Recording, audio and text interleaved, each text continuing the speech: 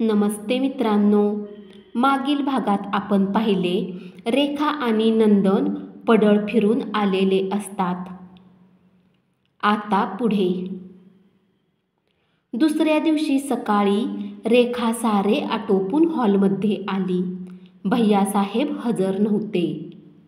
बहुतेक बागेत गेले असावेत असा तिने तर्क केला.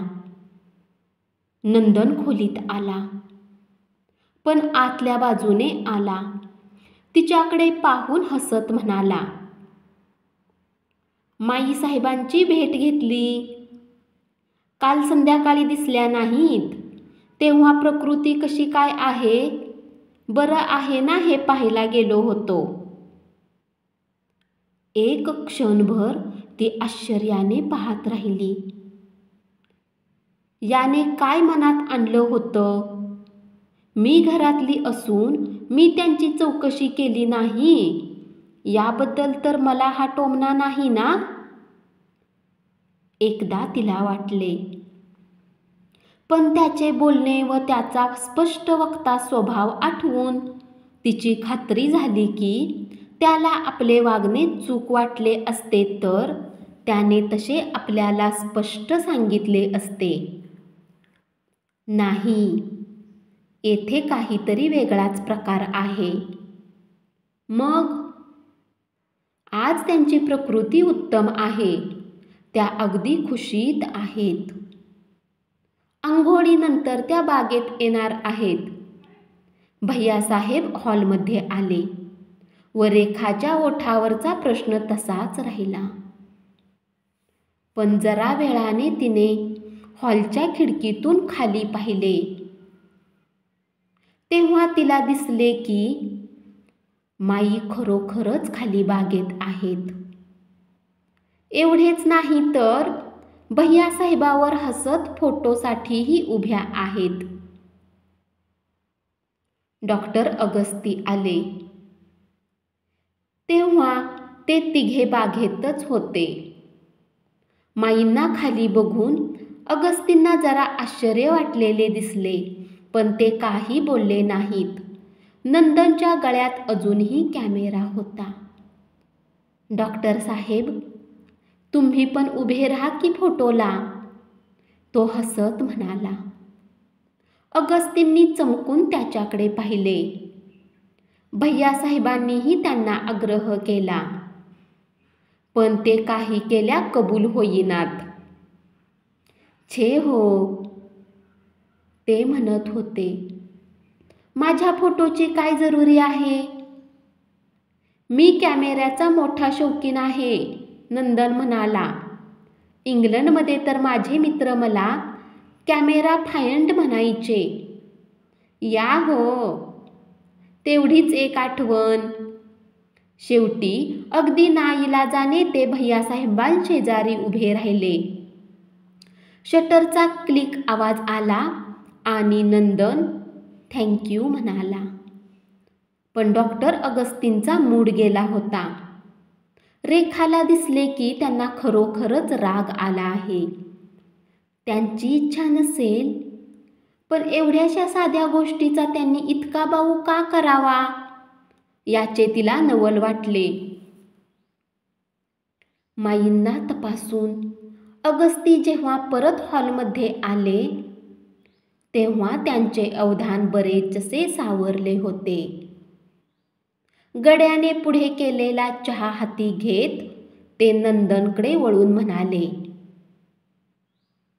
मी आज दुपारचे आमंत्रणच द्यायला आलो होतो तुम्हाला व रेखाबाईंना. येऊ ना आम्ही? नंदन तत्परतेने म्हणाला. किती वाजताची वेळ सोयीची होईल? 4 वाजता. 4ला येऊ? म्हणजे मी गाडी घेऊनच येतो. हे काय डॉक्टर, भैयासाहेब मध्येच म्हणाले. आमची गाडी सोडील की त्यांना तुमच्या घरी?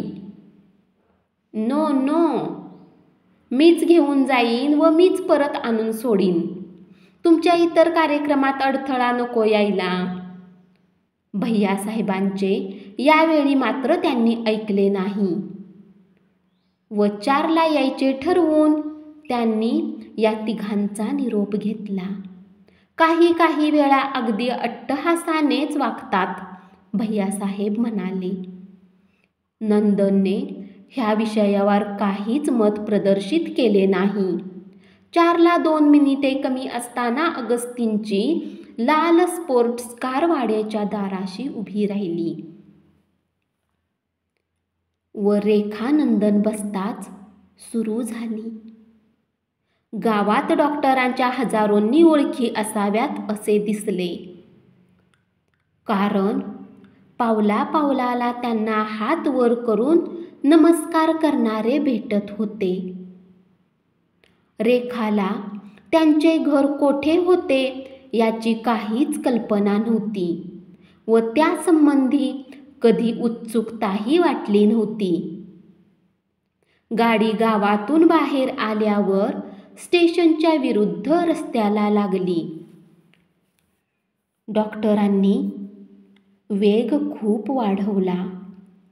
काम थांबवून गाडीच्या आवाजाने वर पाहणाऱ्या शेतकामगारांना ती एखाद्या लाल रेषेसारखी दिसली असली पाहिजे असे तिला वाटले. पुढच्या सीटवर बसलेल्या नंदनकडे वळून अगस्ती म्हणाले, मी अगदी गावाबाहेर राहतो. मला ही लोकांची गिचगीच आवडत नाही. बाहेर तुम्हाला सोयीची जागा बरी मिळाली. जागा अगदी उत्तम आहे हो. पूर्वी तेथे सरकारी ऑफिस होते. पाहालच आता. सुमारे 15 मिनिटांच्या प्रवासानंतर गाडी एका प्रशस्त आवारात शिरली. घर बैठेच पण प्रशस्त होते. सगळीकडून सफेद रंग होता. चारी बाजूने लाकडाच्या पट्ट्यांनी बंद केलेला वरांडा होता. घराच्या भिंतीला लागून सगळीकडे फुलांची झाडे होती. सर्व आवार, बाग, बंगला अगदी स्वच्छ नीटनेटका दिसत होता. डॉक्टर, आपण एकटेच असता? नंदनने जरा चाचरतच विचारले. मी ना? हो, एकटाच आहे. Never married, you know. Agasti हसत म्हणाले. त्यांना अगस्तीने हॉलमध्ये बसवले व जरा वेळ आत जाऊन आले. आपली डिस्पेन्सरी गावात आहे वाटतं. हो, आणि कितीही सिरियस केस असली तरी घरी कोणीही यायचे नाही अशी मी सर्वांना ताकीद दिली आहे. पण तुमच्या व्यवसायात वेळेची बंधने कशी पाळता येतील? मी पाळतो. अगस्तींचा आवाज ताठ, जरासा उर्मट सुद्धा होता. येथे व व्यवसाय उघडला म्हणजे मी काही त्यांचा 24 तासांचा गुलाम झालो नाही. तेवढ्या वेळेपुरता त्यांच्या स्वरातला अर्जवीपणा, गोडवा पार नाहीसा झाला होता. गड्याने दारातून चहा तयार असल्याचे सांगितले. अगस्ती या दोघांना घेऊन आपल्या खोलीत गेले. ती खोलीही हॉलसारखीच प्रशस्त व अत्यंत स्वच्छ होती. मध्यभागी चहाची तयारी होती. टेबलवरच्या अनेक पदार्थांकडे पाहत नंदन म्हणाला, हे काय हो? तुम्ही तर अगदी. या हो, गावचे आदरातिथ्य तर तुम्हाला एकदा कळू द्या. खुर्च्या मागे ओढत अगस्ती म्हणाले. या रेखाबाई या. तुम्ही कधी इकडे आलाच नाहीत ना? नाही ना. रेखा आता प्रथमच बोलली. अगस्ती अत्यंत हुशार, हजरजबाबी व अनेक गोष्टीत गोडी असलेले होते. हे तरी रेखाला मान्य करणे भागच होते. त्यांच्या सहवासातला एकही क्षण कंटाळवाणा गेला नाही. असा एकही विषय दिसला नाही की ज्याची त्यांना काही ना काहीतरी माहिती नव्हती. नंदनच्या कोर्स संबंधी बोलणे निघाले. ते त्यांनी पार प्राचीन भारतीय कलाकुसरीपर्यंत नेऊन भिडवले. वैद्यकीय विषयी चर्चेत आले.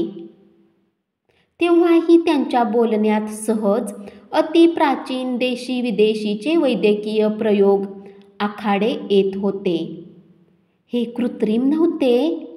हे सर्व ज्ञान त्यांच्या विलक्षण मेंदूत नावानिशिवार तयार झाले असले पाहिजे. ते एक फार असामान्य गृहस्थ होते यात शंकाच नव्हती. चहानंतर सर्वजण बागेत बसले व ओघानेच माईंच्या आजाराचा विषय निघाला. अगस्तींनी जे रेखाला सांगितले होते तेच आता नंदनला सांगितले आणि अगस्तींनी पुन्हा एकदा भैय्यासाहेबांविषयी काळजी व्यक्त केली. देशपांडे, आता तुम्ही भैय्यासाहेबांच्या फॅमिलीतच येणार आहात, तेव्हा तुम्हाला ही गोष्ट सांगायला काही हरकत नाही. रेखाबाईंना मी त्यांच्या मागच्या भेटीत सांगण्याचा प्रयत्न केला, पण माझ्यावर त्यांचा विश्वास बसला नाही. त्यांनी सारे हसण्यावारीच नेले. भैय्यासाहेबांसंबंधी काय? Deshpande, you have to watch him. मी त्यांना रोज पाहत आहे. ते कशाने तरी फार अस्वस्थ झाल्यासारखे दिसतात, पण ते तर अगदी शांत वाटले मला. नंदनही आश्चर्याने म्हणाला, ही माणसे सरळ आतल्या आत ठेवतात. त्यांच्यापेक्षा मनातले बोलून मन मोकळे करणारी बडबडी माणसे पत्करली. हे लोक काही बोलणार नाहीत आणि एकदा आतला उद्रेक असह्य झाला की मग पार मदतीच्या पलीकडे गेलेले असतात. आपल्या मनमिळावू आर्जवी आवाजात अगस्ती बोलत होते. रेखा एखाद्या मंत्रमुग्ध पक्ष्यासारखी भयाकुल डोळ्यांनी त्यांच्याकडे पाहत होती. अगस्ती हाच विषय पुन्हा पुन्हा का काढत आहेत? भैय्यासाहेबाबद्दल हाच इशारा पुन्हा पुन्हा का देत आहेत? तिच्या मनात हेच विचार एकमेकांचा पाठलाग करीत गरगर फिरत होते. ऑफकोर्स, नंदन म्हणाला, तुम्ही त्यांच्या डॉक्टर आहात व आमच्यापेक्षा तुमचे निदान जास्त अचूक असणार. मी त्यांना अवश्य सांगेन जपून राहायला. शेवटी रेखाला बोलल्याशिवाय राहावेनाच. डॉक्टर, भैय्यासाहेबांना कशाची तरी चिंता वाटते असे तुम्ही म्हणता. सध्या गावात आमच्या वाड्यासंबंधित, गावातच काय, वाड्यातला गडी माणूससुद्धा ज्या काही अफवा पसरवल्या आहेत त्यांचा तर याच्याशी संबंध नाही ना? ते मी कसे सांगू शकणार? अगस्ती असह्यपणे म्हणाले. पण क्षणभर त्यांच्या डोळ्यात एक विलक्षण भावना चमकून गेली. भैय्यासाहेबांचा माझ्यावर तितकासा विश्वास नाही असं आपण म्हणू. ते मला विश्वासात घेत नाहीत. तुमचे स्वतःचे काय मत आहे? कशासंबंधी? गावात ज्या वदंता उठल्या आहेत त्यासंबंधी. नंदनचा आवाज कठीण झाला होता. मी काय सांगणार? मी येथे नवीनच आलेला आहे. ते काही सांगणार नाहीत. रेखाची खात्री झाली, पण त्यांना काहीतरी माहीत आहे. त्यांची निघायची वेळ झाली.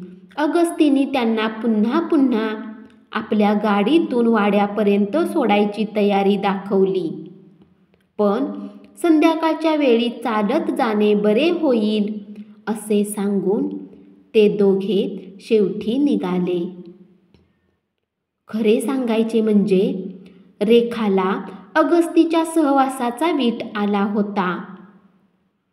नक्की असे तिला काहीच दाखवता आले नसते, पण तिचा त्यांच्याबद्दल झालेला ग्रह अजून बदलला नव्हता.